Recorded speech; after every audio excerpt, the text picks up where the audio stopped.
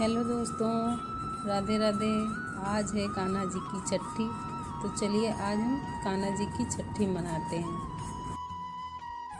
फिर कान्हा जी की छठी मनाई जाए, सबसे पहले तो हम कान्हा जी के वस्त्र निकालते हैं। उसके बाद में इनको स्नान कराया जाएगा।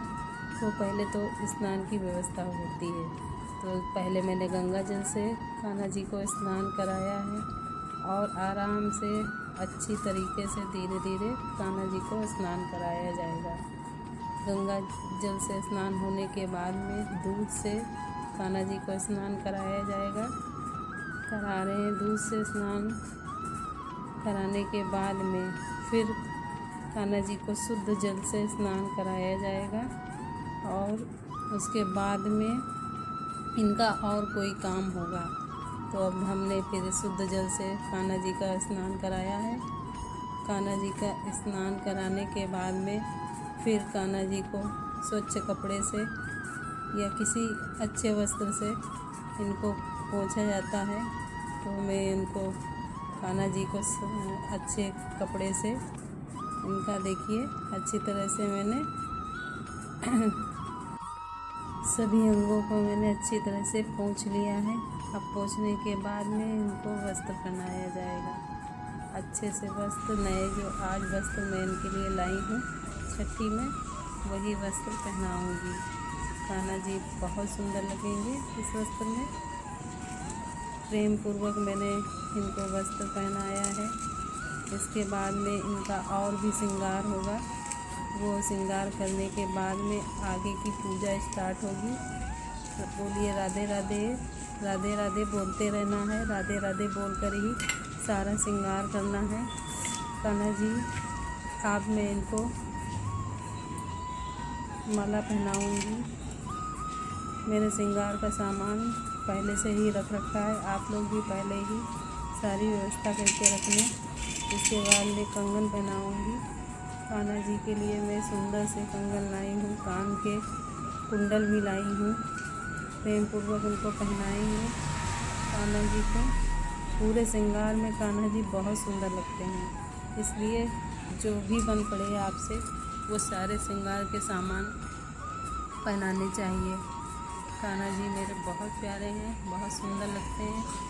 तो मैंने माला पहनाया है, कान में कुंडल पहनाए हैं, हाथों में कंगन पहनाए हैं।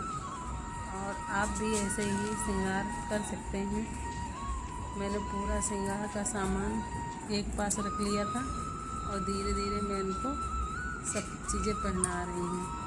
और उसके बाद में मुकुट लगाऊंगी। छोटा सा मोर पंखी मुकुट लगाना शुभ माना जाता है।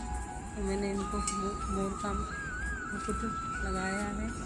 इसके बाद में चंदन कान्हा जी को ज़रूर लगाना चाहिए। सुगंधित चंदन लगाना चाहिए। तो मैंने चंदन लगाया है। इसके बाद में कान्हा जी पूरे तैयार हो गए। मैंने झूले में बैठाल दिया है कान्हा जी को। और इसके बाद मैंने पुष्प चढ़ाया है। जो भी आपके पास पुष्प हों वो पुष्प आप चढ़ा सकते हैं। तो मैंने धीरे धीरे जितने भी पुष्प मुझे मेरे पास थे मैंने वो पुष्प समर्पित किए हैं। पुष्प समर्पित करने के बाद मैं धूप दीप दिखाऊंगी कान्हा जी को। धूप और दीप ज़रूर दिखाना चाहिए कान्हा जी को। तो मैं धूप और दीप प्रज्वलित करके कान्हा जी को धूप और दीप दिखा रही हूँ। धूप दीप दिखाने के बाद में इसके बाद और आगे की पूजा होगी। साधारण तरह से मैंने कान्हा जी का छठी की व्यवस्था की है। तो मैंने साधारण पूजा की है, कोई तीम झाम नहीं किया है। बिल्कुल साधारण तरीके से कान्हा जी की छठी की है। धूप दिखाया है मैंने। इसके बाद दीप भी दिखाऊंगी। धूप दीप दिखाने के बाद में कान्हा जी को आगे जो भी भोग प्रसाद मैंने बनाया है वह लगाएंगे। कान्हा जी को मैंने देखिए दीप दिखाया है, धूप दिखा चुकी हूँ पहले ही। इसके बाद में मेरे पास जो भी भगवान का दिया हुआ भोग प्रसाद था वह मैंने सब समर्पित किया है कान्हा जी को। कान्हा जी की छठी में मैंने जो कुछ भी कान्हा जी के द्वारा भगवान के द्वारा मुझे जो मिला मैंने वही थोड़ा बहुत बनाया है भगवान के चरणों में, वह मैं समर्पित कर रही हूँ भगवान को। कढ़ी और चावल ज़रूर बनाए जाते हैं तो घंटी बजा के भगवान को ये भोग प्रसाद लगाया जाता है। इसके बाद आरती की जाती है। आरती करना बहुत ज़रूरी होता है। कोई भी पूजा हो समापन में आरती ज़रूर करनी चाहिए।